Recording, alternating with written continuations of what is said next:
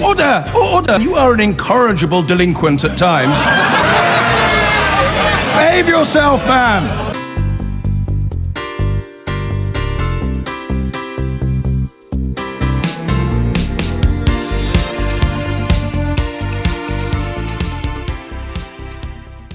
Now we are at the end of London Fashion Week. The designers have been pressing flesh, the cameras have been flashing, and the fashion has been on the display on the catwalks, along with the models, of course. And as often happens during this particular festival, there is a debate about whether the models are too thin.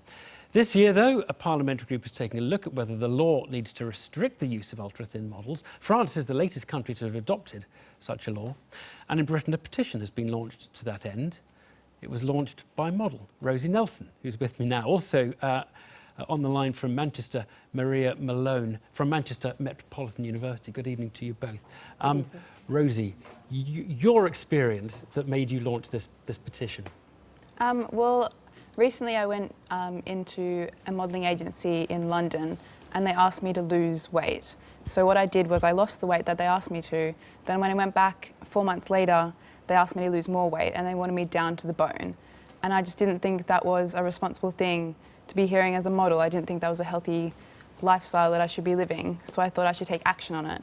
So I created this petition on Saturday, and you can find it at change.org/models law. Right, yeah, it's getting a few signatures. It's had over 50,000 signatures. So looking at yourself now, are you happy with your weight at the moment, or would you say you've been made too thin, forced yourself too thin to suit your potential employers? After I saw the agency that asked me to get down to the bone, I put back on the weight that I had lost because I felt like I was much healthier and happier the weight that I am now. And I think I look a lot healthier than I did when I lost the weight. So, and with this weight, this wouldn't be an obstruction to being employed as a model, you think, would it? Well, definitely not. Right now, I am above the measurements which the industry enforces on most models. So although I do have agencies that get me great work, the bigger agencies are the ones that enforce a much smaller measurement.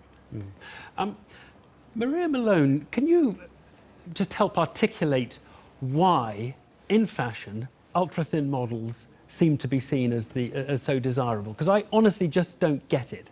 I mean, you can't actually see Rosie, but Rosie looks on the thin side of a very healthy person. I can believe it. I think the problem is that this is an old traditional mentality that's actually, in my opinion, becoming outdated, because more and more successful ad campaigns for fashion companies are featuring what I would call more normal size models and much more diversity in the models that they use. And I think this is the right way to go, but actually I think there are still some high fashion houses that still persist in using these incredibly slim models that are just borderline unhealthy or are actually looking unhealthy. Rosie, now I think I'm right in saying that the French law says you have to have a body mass index above 18, is that the... Yeah, I think that's the law. And what's your body mass index, you know? It's about 17.5. Yeah. So their law seems quite tight, because you're obviously, you don't look unwell or unhealthy. So you would actually fail the French law. Technically I would, yeah. Yeah, right. So what kind of law do you want? I would love to see a law enforced where models are required to take health checks every 3 to 6 months and to be working more closely with the agencies themselves. So the agencies are asking if the models are healthy, whether they're happy, and just promoting a healthier lifestyle rather than asking them to lose weight, which I don't think is a good thing to be enforcing. And you don't want a BMI rule, a sort of specific kind of, you've got to be above this weight or this body mass index or the... I personally think that BMI isn't the right measure to be using just because it doesn't reflect on your actual physique. I think health checks are much more of a suitable requirement to have. Although BMI is better than nothing at the moment, I think health checks are much more appropriate. Maria Malone, do you believe the law should intrude in this area?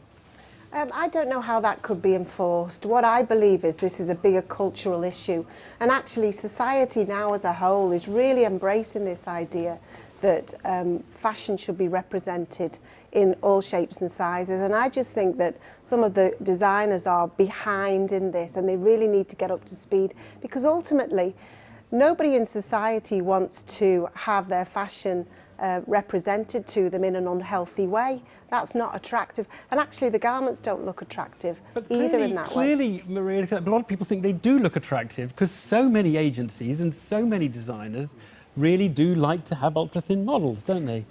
But I don't understand why they think that this is more likely to sell clothing. I don't know whether they're striving for this coat hanger look, where actually the garments always look better on a mannequin because they give shape to the garment. So why would they persist on trying to make models look like they're just putting garments on a coat hanger with no shape or form whatsoever in there?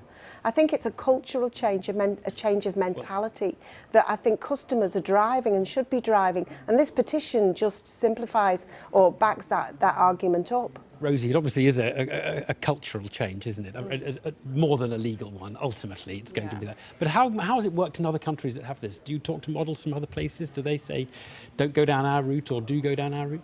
I haven't heard anything about how in France they've changed the law. I just know that it would create such a great reflection back onto the public because the public want to see healthier models. There's been so much support for it. It's just so evident that it needs to have a change. Rosie, Maria, thank you both very much. Thank you. I've been getting